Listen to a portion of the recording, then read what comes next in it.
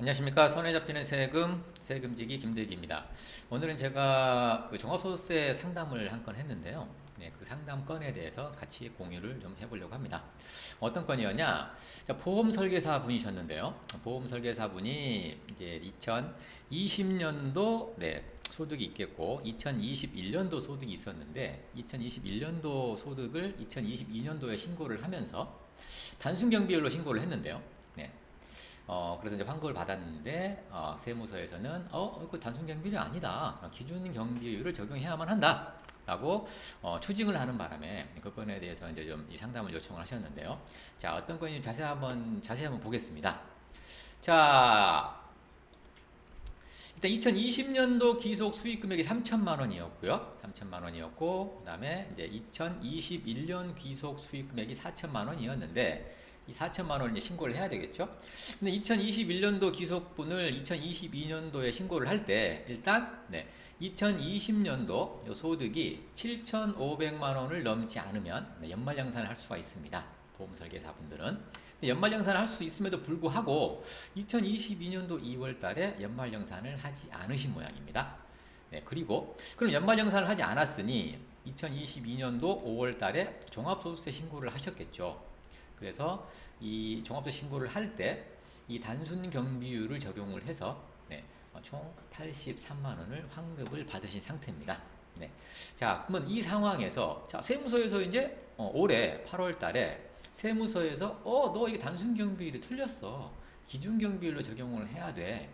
그러면 원래 이 환급 받지 않고 돈을 더 내야 된다. 그래서 그 내야 되는 금액과 그다음에 이제 적게 낸 것에 대한 뭐 과소신고 불성실 가산세, 그다음 납부 불성실 가산세 이걸 250만 원을 지금 추징이 된 모양입니다. 그래서 그 고지서를 가지고 저를 방문해 주셨는데 자, 이게 이제 어떻게 된 사안이냐. 이건 좀 자세히 한번 보도록 할게요. 자, 일단, 자, 여기 보시면 종합소득세 신고를 할 때 이 보험설계사 소득은 940906 코드거든요. 보험설계사는 단순경비율을 적용했을 때는 기본율 77.6%가 적용이 되고요. 그 다음에 기준경비율을 적용했을 때는 25%를 적용을 하는 것이거든요. 그래서 이분이 자 2020년도 소득은 3천만 원이었습니다. 3천만 원이었는데 2021년도 소득을 4천만 원을 받았다고 신고를 하신 것이죠. 4천만 원을 받았다고 신고를 할 때 신고 유형은 단순 경비율을 적용을 해서 4천만 원을 갖다가 신고를 하셨는데 단순 경비율은 70.6%이기 때문에 단순 경비율이 3,104만 원이 되고요. 4천만 원에서 3,104만 원을 뺀 896만 원이 이제 이 종합소득 금액으로 갑니다. 이 종합소득 금액에서 자 다른 뭐 소득공제나 뭐 세액공제는 일단 무시를 좀 해보겠습니다. 단순 계산하기 위해서요. 소득공제, 인적공제 150만 원을 받고요. 그래도 과세 표준이 746만 원이 나오면 세율을 곱해서 산출세액이 44만 7,600원이 나왔습니다. 그리고 이제 다른 그 세액공제 받은 게 없다면 일반적으로 이 8만원, 7만원의 표준세액공제와 만원의 전자신고 세액공제를 받을 수가 있죠. 그래서 8만원을 갖다 공제를 받고요. 그리고 나머지는 내야 될 세금이 이제 36만 7,600원이 나왔습니다. 근데 이 4천만원을 받을 때 이 보험설계사는 인적영역 소득이기 때문에 3%를 원천징수를 합니다. 그래서 4천만 원의 3%인 120만 원을 지금 원천징수를 했기 때문에 기납부세액으로 120만 원이 가 있겠죠. 그래서 세금 계산을 해보니 36만 원이 나와서 나머지 금액은 이렇게 환급을 받은 겁니다. 그래서 이 91만 5,640원 지방소득세까지 합해서 환급을 받으신 것이죠. 네. 자, 이 단순 경비율 적용해서 이렇게 환급을 받을 수 있으나, 자, 이게 만약에 기준 경비율로 만약에 한번 해보겠습니다. 그랬을 때는 얼마나 금액이 나오는지 한번 보겠습니다. 자, 기준경비율을 적용을 시키면 기준경비율 적용 대상자는 계산 방식이 이 기준소득금액 1과 기준소득금액 2를 계산을 해서 이 두 개를 비교해서 작은 금액으로 가게끔 되어 있거든요. 그래서 이거는 뭐 복잡하기 때문에 이렇게 계산이 된다 라고 알면 되실 것 같고, 그래서 2,500만 원이 3천만 원보다 작은 2,500만 원이 종합소득금으로 오게 됩니다. 또 똑같이 150만 원 공제를 받고요. 그럼 과세표는 2,300만 원이 되겠죠? 그러면 이때 746만 원이었을 때는 6%인데 자, 2,300만 원이 과세 표준이 되면 15%가 적용이 돼 버리죠. 그래서 산출세액이 245만 원이 나오게 됩니다. 245만 원에서 감면을 받고요. 내야 될 세금이 237만 원인데 여기에서 기납부세 120만 원을 일단 인정을 해주게 되면 나머지 117만 8,200원 지방소득세까지 합해서 129만 6천 원을 내셔야만 합니다. 여기 환급 받는 것보다는 엄청나게 지금 세금이 많이 늘어났죠. 더 내야 되는 이런 결과가 발생이 됐거든요. 근데 우리는 이제 이 단순 경비율로 신고를 했단 말이에요. 근데 세무서에서는 어떻게 결정 고지를 했냐? 자, 이렇게 결정 고지를 했습니다. 어떻게? 자, 이거는 우리가 지금 방금 4천만 원에 대해서 방금 신고한 것이죠. 그래서 이렇게 환급을 받았는데, 자, 세무서에서는 이렇게 한 겁니다. 4천만 원에 대해서 지금 종합소득 금액을 계산을 해보니 너 산출세액이 이렇게 나왔어. 237만 8,200원을 내야만 하나. 자, 여기 기납부세액은 종합신고를 할 때 여기 다른 거나 돌려받고요. 이거 36만 7,600원을 냈을 거 아닙니까? 이걸 인정을 일단 받고요. 367, 600을 인정을 받고 그러면은 이제 내야 될 세금이 200만 원입니다. 작년 2022년 5월 31일까지 200만 원을 내야만 했으나 이걸 안 낸 것이죠. 그래서 이 201만 원을 안 낸 과소로 지금 신고를 한 거니까요. 36만 원을 갖다가 적게 내가 내야 될 것이다 라고 신고를 했기 때문에 과소신고 불성실 가산세가 200만 원에 10%가 일단 붙습니다. 그리고 210만 원을 지금 작년 5월 31일까지 내야만 했으나 오늘까지 안 냈죠. 8월 21일까지 일단 계산해 보겠습니다. 8월 21일까지 안 낸 납부 불성실 가산세가 하루당 0.025%가 붙습니다. 그래서 그거 계산하게 되면 200만 원에 납부 불성실 가산세가 약 222만 4천 원이 붙고요. 합계가 42만 5천 원이 가산세로 내야 되는 것이죠. 425745. 그래서 결국은 이 가산세까지 해서 지금 약 240만 원, 243만 원을 뱉어내라. 250만 원을 추징을 당한 것이거든요. 이렇게 결정 고지가 냈는데, 자 그러면 이제 단순 경비를 적용하는 게 맞을까요? 이 세무서에서 이렇게 결정 고지를 한 대로 기준 경비율을 적용하는 게 맞을까요? 자, 일단은 우리 보험 설계사 소득이 어떻게 세금을 신고하는지 먼저 알아보도록 하겠습니다. 자, 그렇다면 이걸 한번 보시죠. 자, 여기까지 아까 말씀을 드렸고요. 자, 종합소득세 과세표준 확정신고라고 하면 뭐냐? 확정신고를 5월달에 하게 되는데, 자, 작년 1월 1일부터 12월 31일 동안에 이때 벌어들인 소득을 다음해 5월 1일부터 5월 31일까지 확정신고를 하는 것이 종합소득세 과세표준 확정신고라고 하고요. 종합소득세 신고한다라고 일단 얘기를 합니다. 자, 그러면 이 확정신고를 해야 되는 대상자는 누구냐? 이런 사람들입니다. 종합소득 금액이 있는 거주자 이런 사람들이죠. 자, 그럼 종합소득이 있는 금액이 있는 거주자. 자, 보험 설계사도 종합소득 금액이 있는 거니까요. 이 확정신고를 해야만 하나. 자, 그러면 어떻게 신고를 할 것이냐? 근데 이 보험 설계사는 어떤 일정 기준이 되면은 확정신고를 하지 않고 2월 달에 연말정산을 한 것으로 가름할 수가 있거든요. 그래서 이거 보시면 확정신고를 안 해도 되는 경우는 근로소득만 있는 자라든가 퇴직소득만 있는 자 이런 분들 하고요. 자, 여기 한번 보시죠. 원천징수는 사업소득으로서 간편장부 대상자, 자, 직전 과세기간의 수익금액이 7,500만 원 미만인 사업자들이요. 아까 말씀드렸었죠. 이분들은 연말정산을 할 수가 있다고.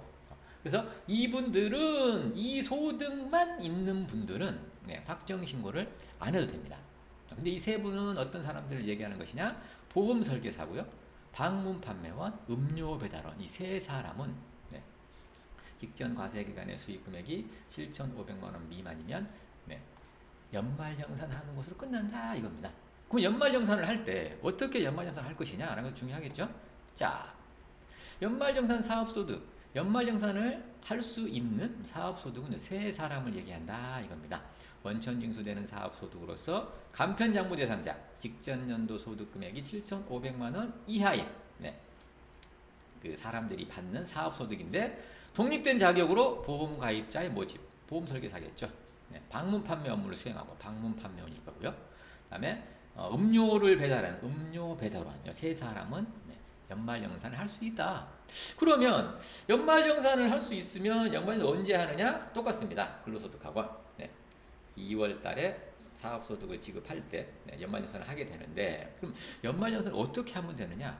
단순경비를 적용할 거냐? 기준경비를 적용할 거냐? 이겁니다. 연말정산을 해야 되는 대상자에 해당이 된다면 어떻게 하면 되느냐? 이렇게 하면 됩니다. 일단 단순경비율을 적용을 해줘라 이겁니다. 네. 이 위에 있는 세 사람은 직전연도 수익금액이 7,500만 원 이하이면 당해년도 소득을 연말정산을 할 때 네, 단순경비율을 적용해도 된다 이겁니다. 그렇다면 여기 아까 우리가 봤었던 여기 결정고지한 이거는 그럼 뭐냐? 자, 직전연도 소득이 7,500만 원 이하 3,000만 원 아니겠습니까?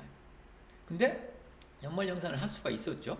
연말정산을 할 수가 있는데 연말정산을 할 때 단순경비율을 적용을 할 수가 있기 때문에 내가 연말정산을 하지는 않았지만 연말정산에 준용을 해서 5월 달에 신고를 할 때 네, 여기 지금 단순경비율을 적용을 했다 이거죠.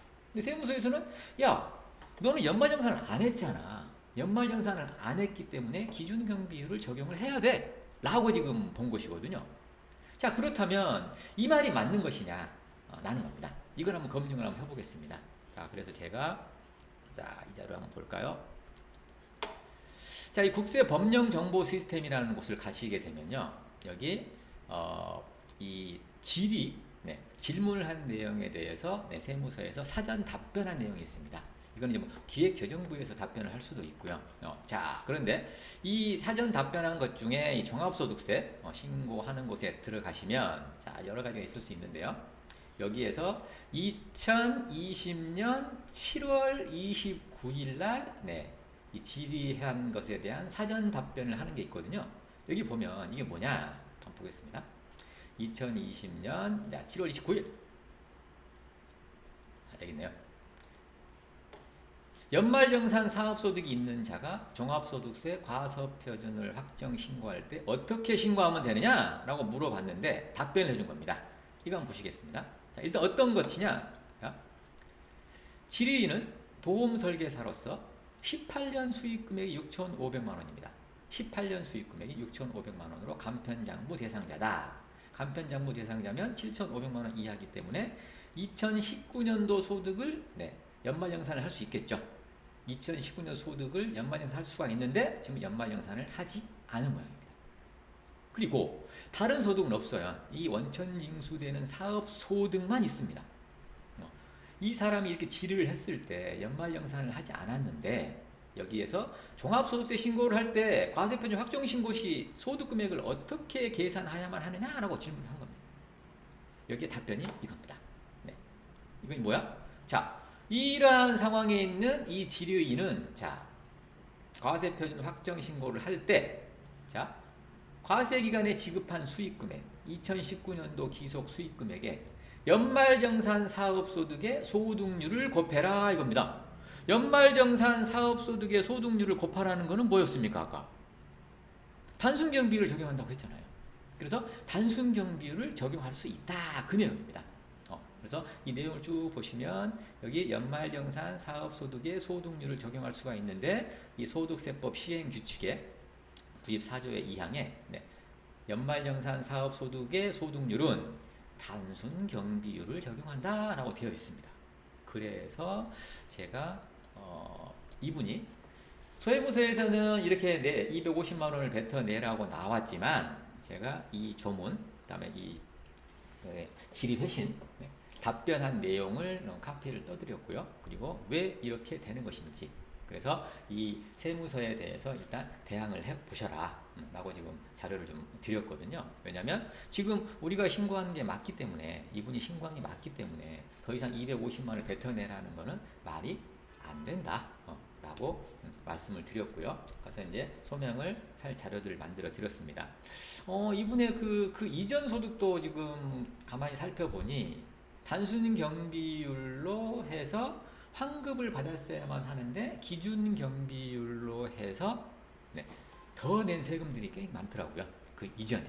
네, 2020년도 이전에도 그런 것들이 있어서 그거 다 찾아가지고 지금 이거는 다시 경정 청구를 한다거나 할 수 있을 것 같다라고 말씀을 드렸고요. 그리고 이제 2022년도 작년 거 소득을 갖다가 이제 이분의 신고를 하실 때 이 보험 설계사 소득밖에 없는데 이 또 연말정산 안 하신 거예요. 2023년 올해 2월 달에 연말정산을 안 하셨고 2023년 5월 달에 세무서에 직접 가셔서 상담을 받으셔서 신고를 했는데 이것도 기준경비율로 신고를 하셨습니다. 단순 경비율로 신고를 할 수 있음에도 불구하고 그래서 돈을 뱉어내셨어요. 그래서 이것도 지금 결정고지한 이 건 작년 재작년 것이 해결이 되면 이 작년 것도 다시 한번 경정 청구를 한번 들어가 보자 라고 지금 말씀을 드렸거든요. 이분의 상담을 받으면서 지금 보험 설계사를 하시는 분들이 굉장히 이런 경우가 굉장히 많이 있는 듯 합니다. 굉장히 많이 있는 듯 해요. 그래서 지금 보시면은 아까 말씀드렸던 이 부분이요. 지금 단순 경비율을 적용을 제대로 했음에도 불구하고 세무서에서 기준 경비율로 적용을 해라고 나왔을 때 추징을 했을 때 우리가 어떻게 대응을 할 것이냐라는 부분들이 오늘 제가 상담했던 내용들에 적용되는 분들이 굉장히 많이 있을 것 같습니다. 그런 분들은 이 전문가들을 통해서 상담을 받으셔가지고요 충분히 환급을 받으실 수 있거든요.